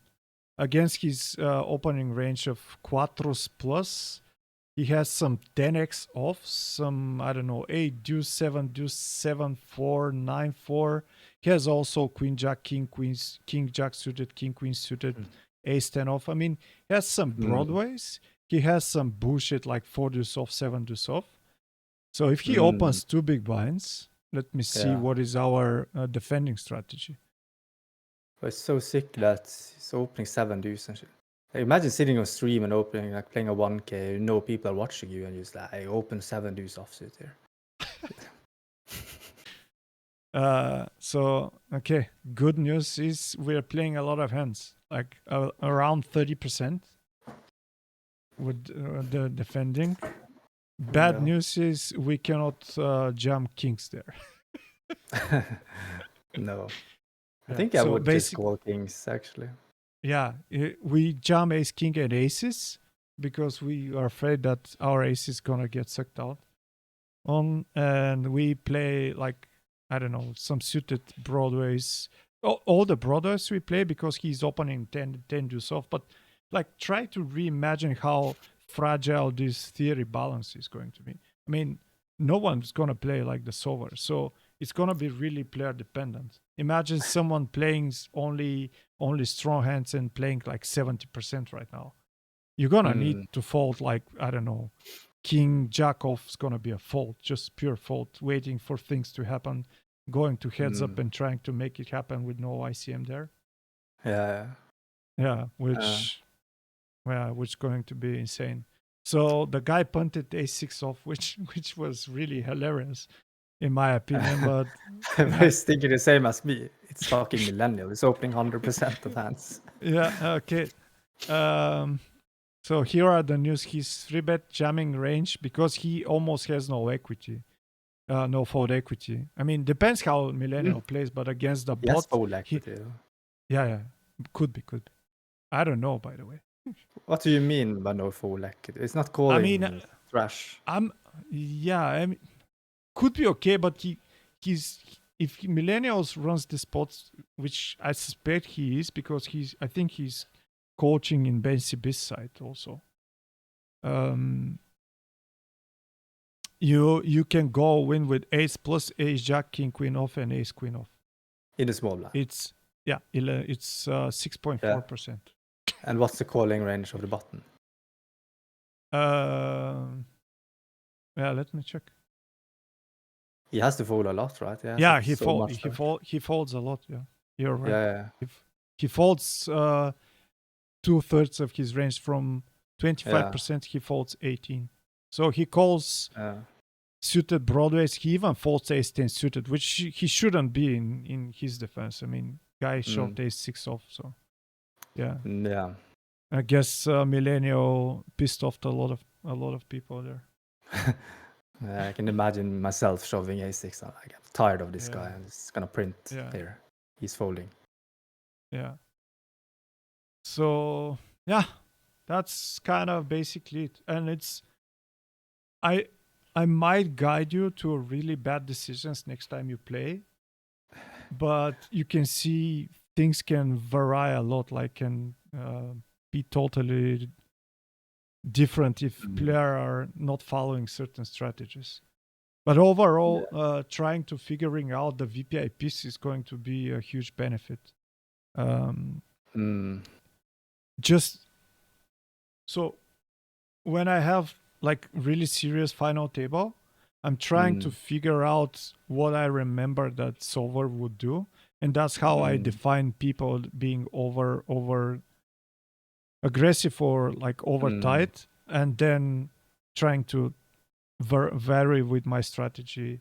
If I'm going to open more, if I'm going to be able to be the one who can call with like ace queen suited in position with 22 big blinds, because like the small blind is AFK and just stunks every hand to win the next page jump.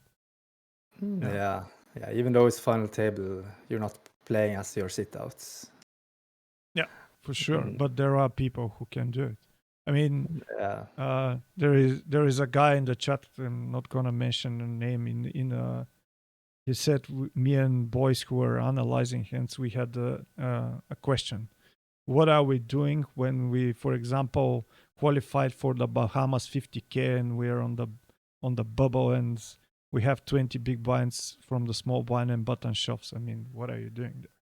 And basically, again, among some people, there was a discussion. I mean, how this is going to affect your life or your poker bankroll or whatever. And I said, if it affects you too much, you shouldn't play the tournament, right? Yeah, for sure, exactly. And I said, gun to my head, I'm going all with it. And I then said, okay, fuck, gun to my head, 20%, not a good idea. I mean, yeah. It was a guy, and you heard about this guy, the Chinese guy who wrote notes to all the players when we were approaching the bubble, and he was really short. We were really close to the money, and he wrote notes and gave to everyone that this will really make his future so much better and blah blah blah if they gave him a walk in the big blind, because then he would probably make the money.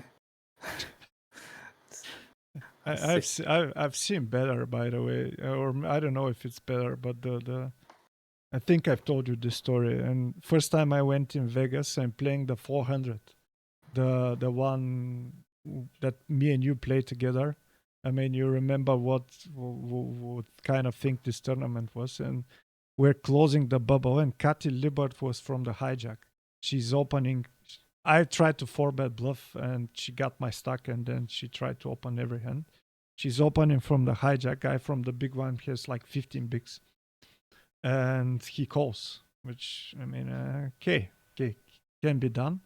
Flop comes ace-3 off, ace-3 deuce rainbow or something. She bets one big blind. He shows kings and folds. Wow. and says, I need to cash this tournament. My wife already has a cash in double SOP and I don't have. What the fuck? Was that on the pure bubble? Yeah, it was like hand for hand play. What tournament was this? The 400, the No. The Colossus? Yeah, the Colossus. Are you kidding me? I'm not making up Vegas stories. I mean, there were a lot of them. Yeah, didn't you hear in the WSOP main, someone just open folded aces pre-flop on the bubble, hand for hand? I mean, yeah, I had a friend, but it was like 15 years ago. Again, one of the first tournaments he played in. He went to Morocco for a $500 tournament. Big money for him. He was like 20 years old, and he said, fuck, I had kings from the small blind, 30 big blind, someone open, I just folded, and we were in the group chat, and the other big brains there said, I mean, you made a mistake. You just needed to sit out for half an hour. Better not to see the kings and get a big tail. Yeah, and then write about it afterwards. What the fuck? Oh, I would never tell people that I folded kings. But I've seen, of course, we've seen the others. I mean, you've seen the guy with a6 off here. like punting Yeah. basically thousands because of a bad play. So yeah, judgment on players could be really vital in the spots.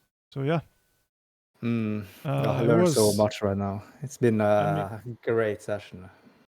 I'm gonna try to say that I most probably fucked up your game a bit with that session because No, I don't think so. I mean, when yeah, you're a chip hopefully. leader as well, though. I mean, I'm thinking way too much about blockers when you're chip leading on the final table, and this guy with 7 blinds, and then I'm just like, I can do it with like 5 deuce suited or something. But it makes a lot of sense when.